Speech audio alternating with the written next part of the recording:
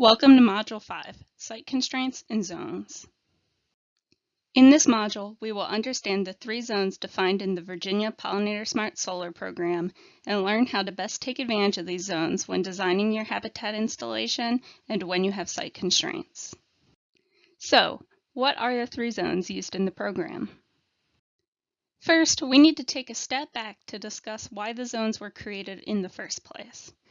As you will hear throughout these modules, the goal of the Virginia Pollinator-Smart Solar Program is to create self-sustaining and high-quality pollinator landscapes that require minimal maintenance in the long term.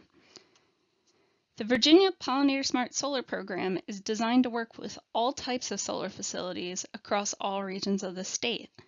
The program needs to work for sites that are 10 acres and sites that are over 1,000 acres. The program needs to work for brownfields and greenfields. It also needs to work for sites on the eastern shore and sites in the mountains.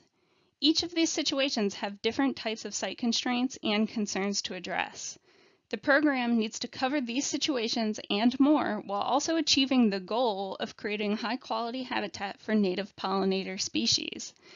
The concept of zones was created to help achieve that level of flexibility and scalability.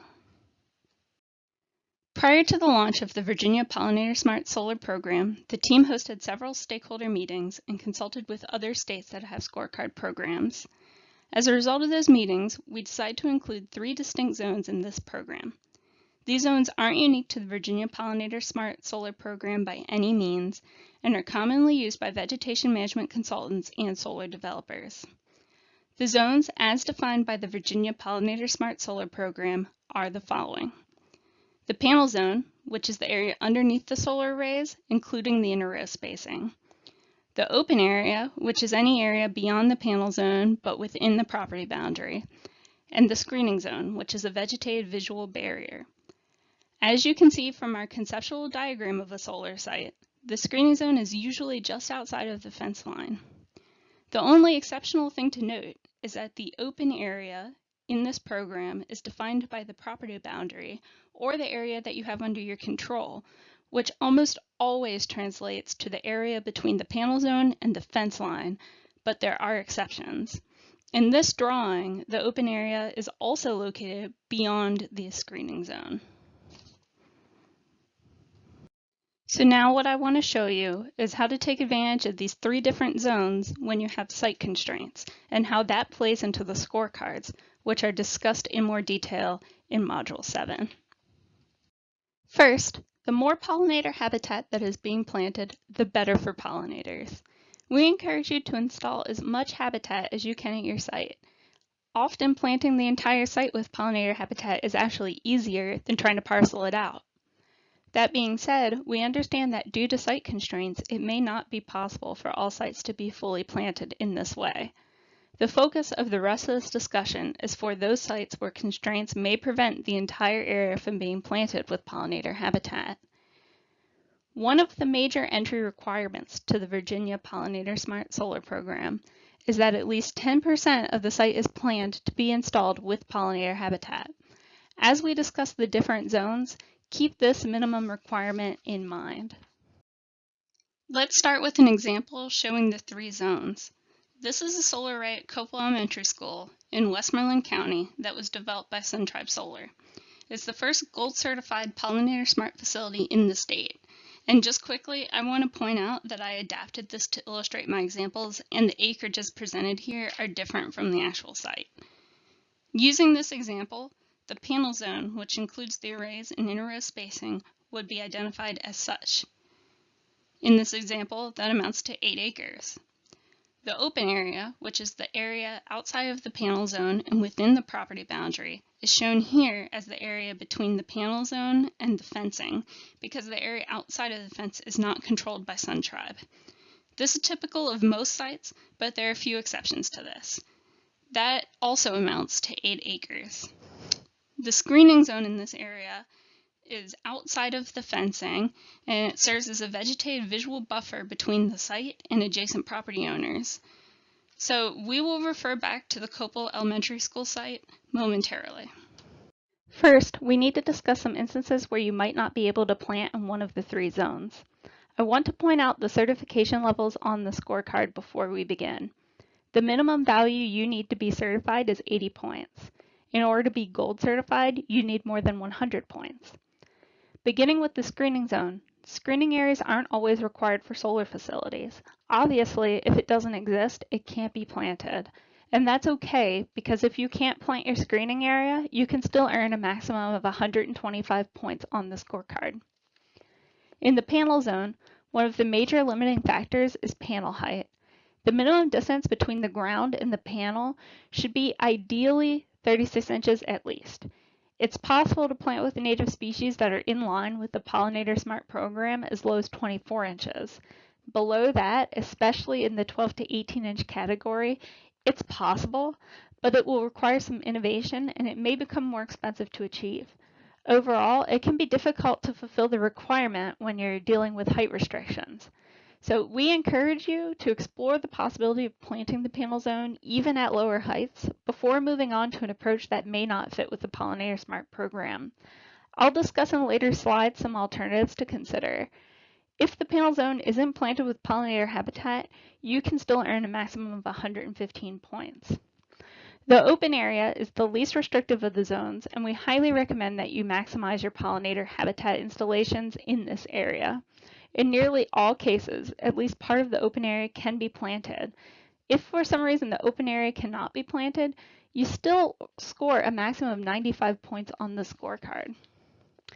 And also remember that you can always partially plant an area for partial points on the scorecard.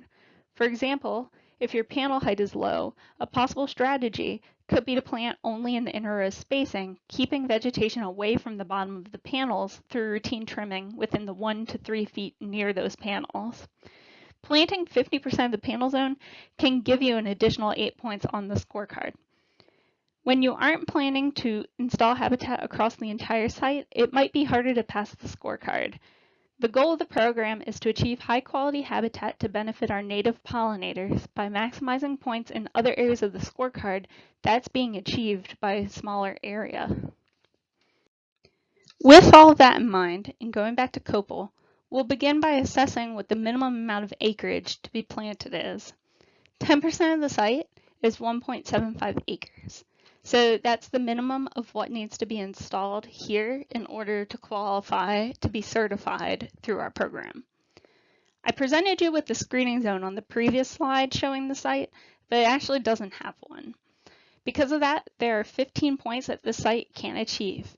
And that's okay, because that still leaves 120 points to work with. Let's also assume that there's no habitat features to be preserved. Habitat features can be found in question 10 on the scorecard and include existing bare ground patches 1 square foot or larger with undisturbed and well-drained soil, preserved upland forest communities or forest edge habitat that includes native flowering shrubs and young trees, cavity nesting sites, and preserved wetland communities or the presence of clean water sources. In actuality, the site does have a few of those features, but in this example, let's say there aren't any that are being preserved. It'll all be removed during construction, if it was even present in the first place. That leads to another 20 points that we cannot gain, leaving 100 points that we can still work with. Finally, assume that for some reason we can't plant in the panel zone. It's worth noting that the panel height at copal is actually in that 12 to 18 inch area that I spoke about before. And as I mentioned, it can be difficult to plant pollinator-friendly vegetation in a situation like that. Copal shows that it's definitely possible, though.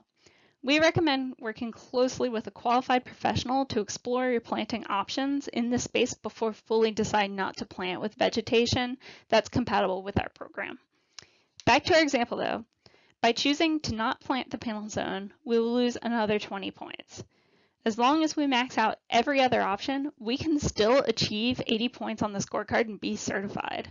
And in actuality, that can be a long shot, but what we want to illustrate here is that it is possible to plant only one of the 3 zones and still have options available to you in order to be certified through the program. So say that you do have an area that you will not be installing pollinator habitat in. What should you plant there? Traditional turf grass is an option. It can lead to some challenges in adjacent pollinator areas if the turfgrass has the ability to outcompete the species that are being planted, but with the correct vegetation management regime, it is a possibility. There are species that can be beneficial to pollinators, especially non-native pollinators like the European honeybee, that you can use on site. These plants cannot be counted towards the Pollinator-Smart Solar Program for one of the following reasons. They are considered non-native, their native status in the state is uncertain, or they are naturally rare in the state. Although plant species in these categories are not accepted as part of the Virginia Pollinator-Smart Solar Program, it doesn't mean that they have to be excluded from the site. It just means that these species will not gain you points on the scorecard towards your certification. Examples are clover and red fescue. Above anything else, stay away from the species of the Department of Conservation, Recreation, Natural Heritage Program's invasive species plant list and tall fescue. These species, if voluntarily added to a site, will outcompete any pollinator habitat that you install, preventing it from establishing and negating the effects of the hard work you put in to design those habitats. And finally, I'd like to add a note on costs and installation.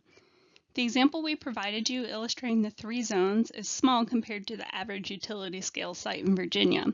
We know that for some people, you may have looked at the acreages and immediately discounted being able to install pollinator smart habitat on a larger site. At all scales of solar, cost is a huge determining factor when designing pollinator smart landscapes, but especially on the larger end of sites, especially utility scale, since so much area needs to be covered.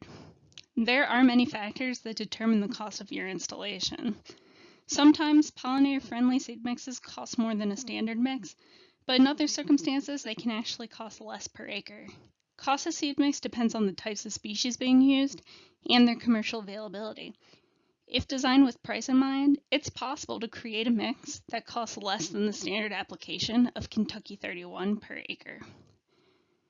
Soil amendments are typically not needed for native species installations. If this turns out to be the case for your site, a lot of money is saved in installation costs compared to a traditional installation, where lime and fertilizer is almost always required. Installation of native seed mixes will cost slightly more per acre than a traditional turfgrass installation, primarily because specialized equipment is needed to install native mixes. However, when maintenance costs are considered, that will be less over time for native habitat installations, as the amount of mowing required is significantly less than that of a turfgrass facility.